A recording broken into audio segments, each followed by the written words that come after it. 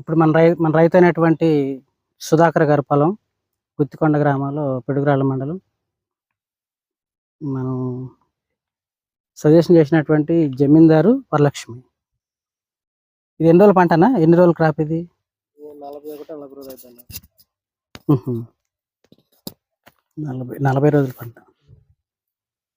ఇది శుభ్రంగా ఉంది, కలుపు లేకుండా. 2 ఎకరాల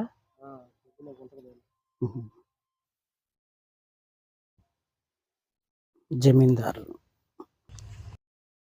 వరకు పర్లేదు, ఆరోగ్యంగానే ఉన్నాయి.